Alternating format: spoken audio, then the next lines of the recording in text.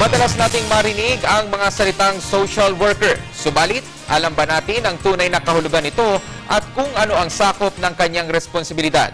Alamin natin ang kasagutan sa report ng aming kasamang si Dina Pagibitan. Tulad raw ng isang ina na tumutugon sa lahat ng pangangailangan ng mga miyembro ng pamilya, ina ring maituturing ang mga social worker dahil sa pagtulong nila kung paano ba magiging kapaki-pakinabang bilang mamamayan ng isang individual.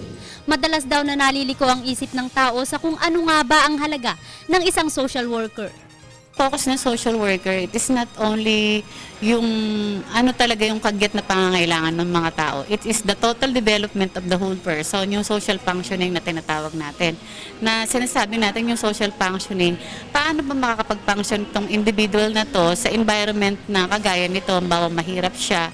Sa kasalukuyan, maraming larangan na ang kinabibilangan ng ating mga social worker, kagaya ng medical social worker na tumutulong sa ating mga kababayang walang anumang pagkukunan kung magkakasakit. Gayon din ang mga inabandona at inabusong pasyente sa pamamagitan ng counseling, private sector social workers, social workers na daan sa maayos na relasyon ng mga empleyado at community social workers.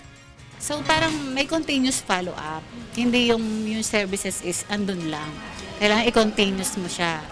Isa sa mga ginagawa nila ang pagpapaalam sa mga pasyenteng mahihirap ang mga benepisyong maaari nilang ma-avail gaya ng no balance billing sa ilalim ng PhilHealth Insurance, kung saan wala nang babayaran ni 5 ang matutukoy na mahihirap na pasyente.